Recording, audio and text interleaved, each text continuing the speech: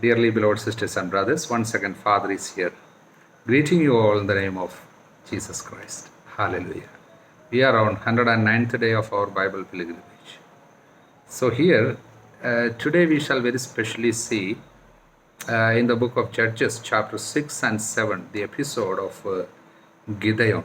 So we will not be now going to Psalm 67 and Acts of the Apostles chapter 20 for reflections today, because this Gideon episode is really important and it gives us some very, very special spiritual messages.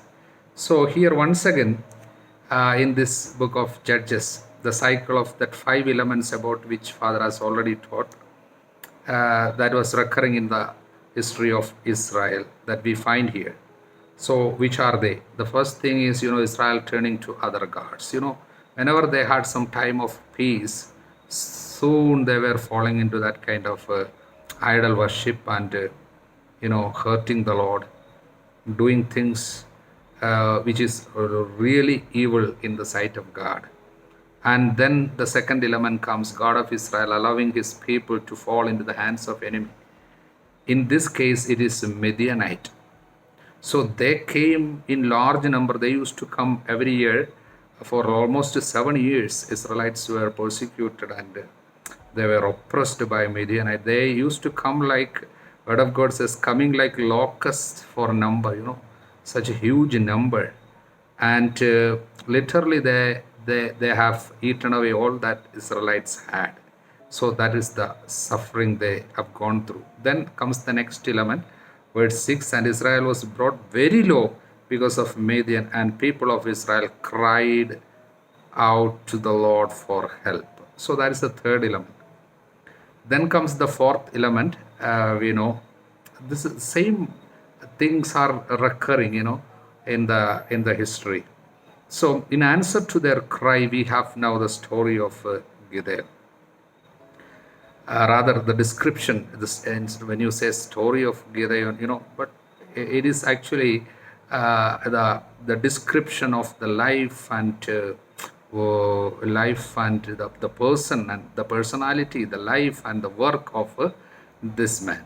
So he is not very impressive at first look, but he makes some choices and he takes some very radical steps, that flow from his faith in God. So significant is the mark this very ordinary man made in his time. Rather, we should say what God accomplished through him for his time. That Gideon is listed in Hebrews chapter 11 alongside the movers and shakers of the Old Testament, the heroes of faith, which are described in chapter 11 of book of Hebrews. So his name also is mentioned.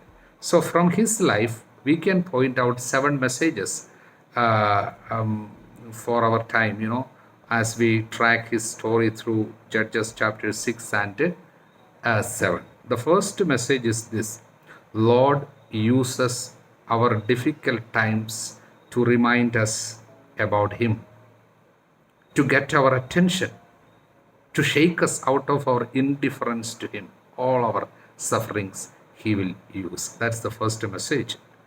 So as we end chapter 5 of book of Judges, what we find is, and the land had a rest for 40 years. See, when the land had peace or rest for 40 years, it means, everything was coming up well. Things were settled, no enemies, no sufferings, at peace. So, and as it tends to happen to us in such a situation, Israel also forgot God. Because they became self-sufficient, they didn't need God. So slowly what happens, they went into the opposite side. That means because of the evil influence of the Canaanites, they did what was evil in the sight of God. So the Lord shook things up by rousing an enemy against them, to show them how hard life would be without him, how hard life would be without him. That is the thing. So after 7 years of merciless oppression, many of them left homes, and Word of God says they started to live in caves and strongholds. Hallelujah.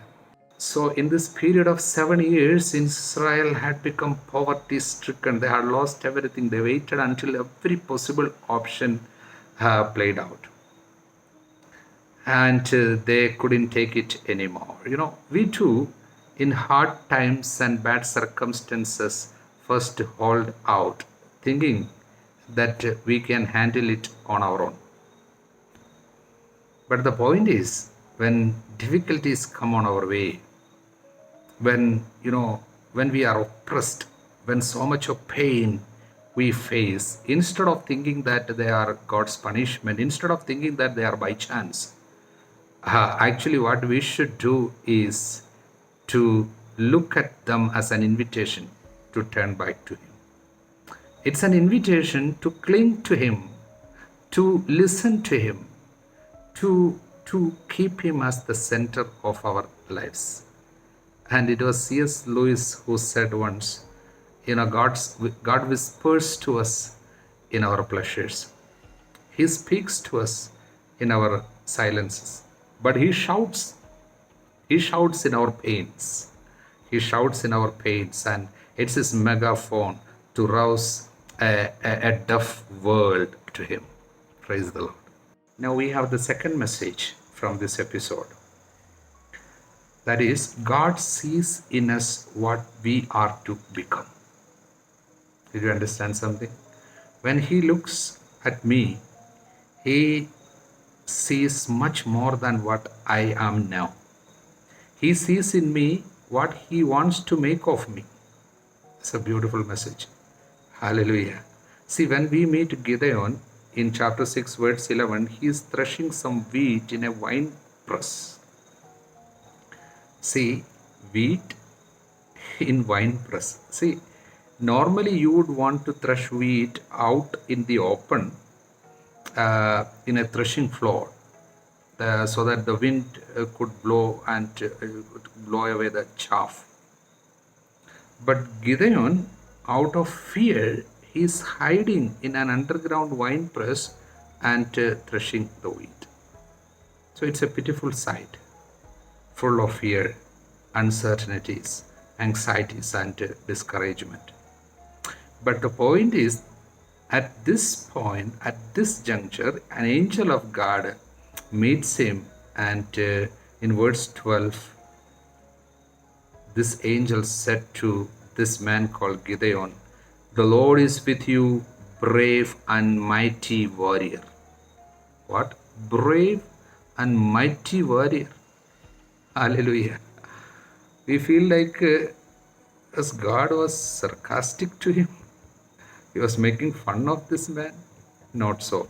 Actually, God saw what He was about to make of Gideon. He saw in him what he was to become. And it is time Gideon saw it too. Hallelujah.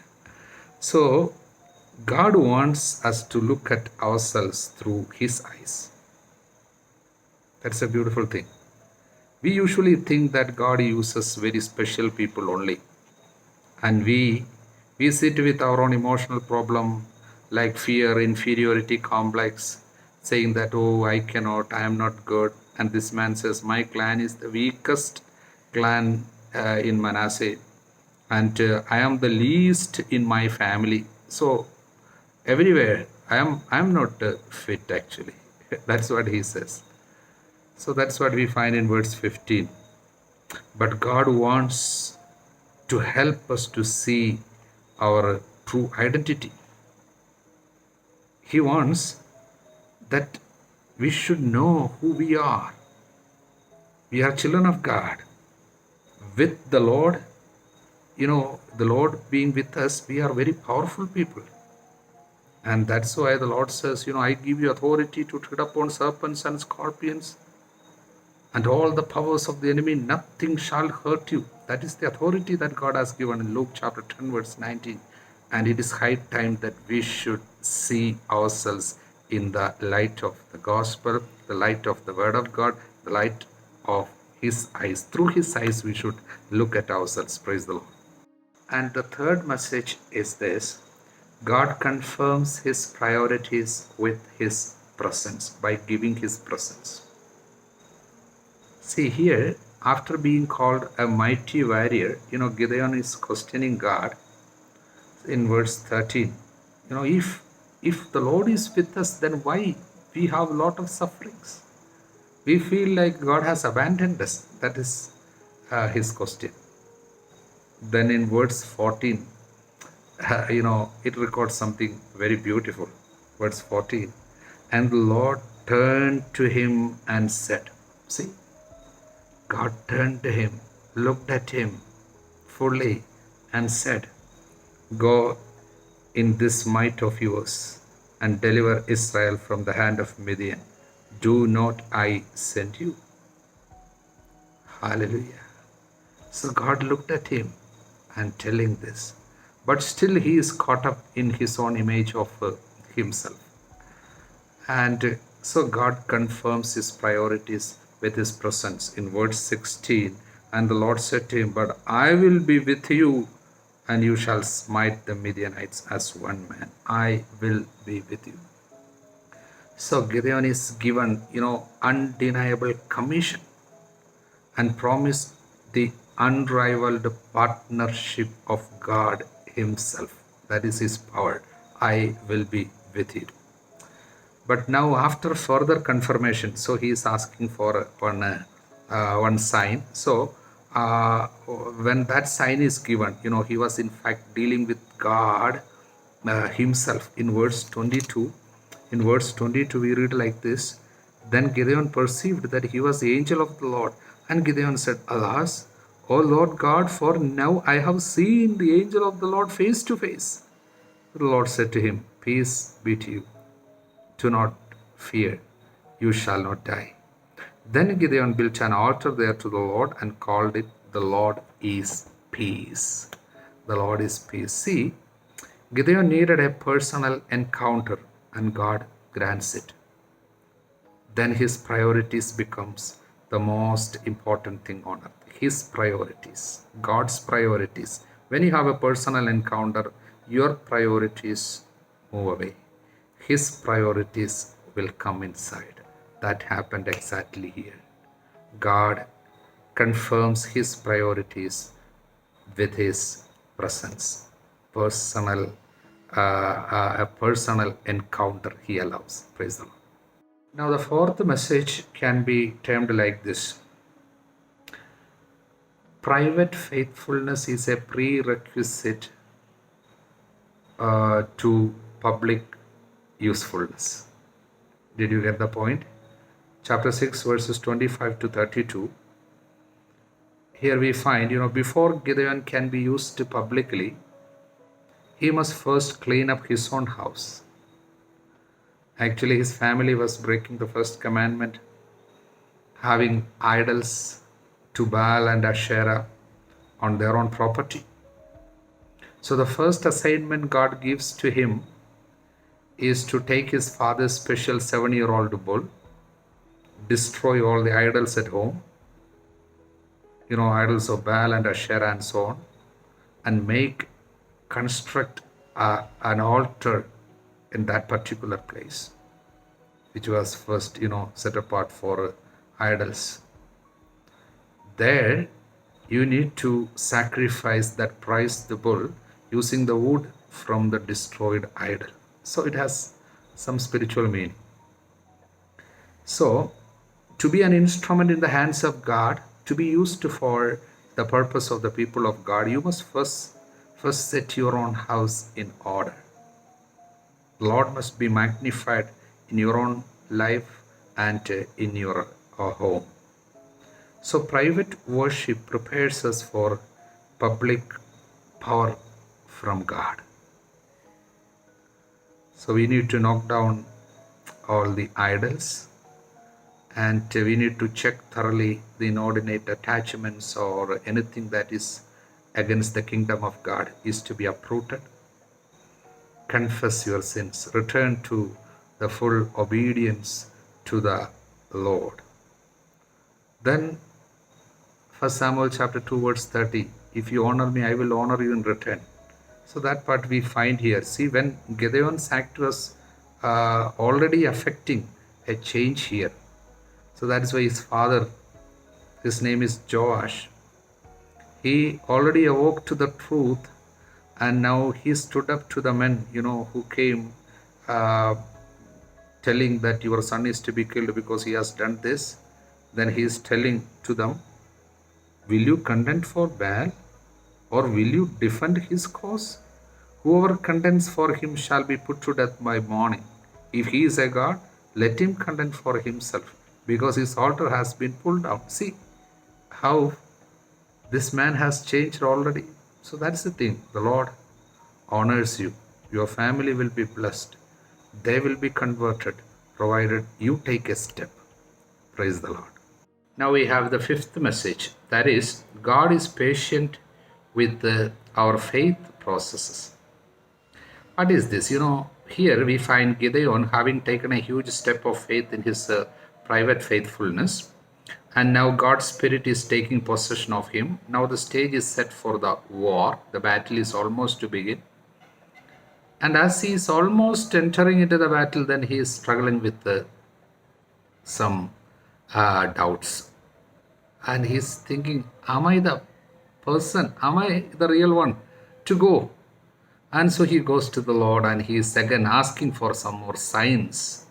And God, in his great love for him, allowing patiently his doubts and his desire for some more miracles. So we have the famous a fleece of wool on the threshing floor miracles from 36 onwards verses chapter 6. So I'm not entering into the explanation of these miracles. We have read it. And the most important thing is God is so kind and patient, allowing these things to happen so that this man may grow more confident, and he may be confirmed in his faith. So our Lord was developing this man into a fully convinced servant, matching each doubt with kind and patient reassurance. So here about this particular miracles, some spiritual meanings are hidden here. For example, George Leo Haydock says, in these two miracles, the fathers observed that the fleece represented the Jewish nation, and the threshing floor is the rest of the world. So in the first miracle, you find that, what is that? The Jewish nation is favored with so many graces. That is why it is wet.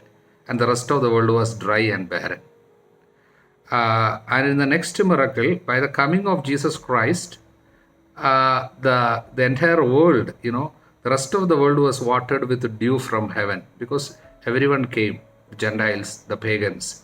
But the synagogue, means the Jews, was deprived of those favors in the second miracle. So that theological, that spiritual meaning also is there. So in the first miracle also, we may contemplate the incarnation of our Savior. That is a very high theological thought. The virgin birth can be seen. It's a sign of the virgin birth, the first miracle. You can contemplate on that. And lack of time, I'm not explaining these things more. Praise the Lord. Now we have the sixth message, that is, success is determined by God's power and His presence. Our number, our strength, that doesn't matter. So that message comes from chapter 7, entire chapter 7. So summarizing chapter 7, we can say, in one of the strangest battle strategies in history, 300 men went with the trumpets, torches, and jars against some 135,000 marauding Midianites, and battle was won. So the message is Romans chapter 9:16 says, it all depends not on man's will and exertion, but it all depends on His mercy. And that's why the Lord said to Paul, in your weakness I will show my strength. So that is why St. Paul proclaims, when I am weak, then I am strong. Say hallelujah. So that is the sixth message. And the final message is from chapter 8.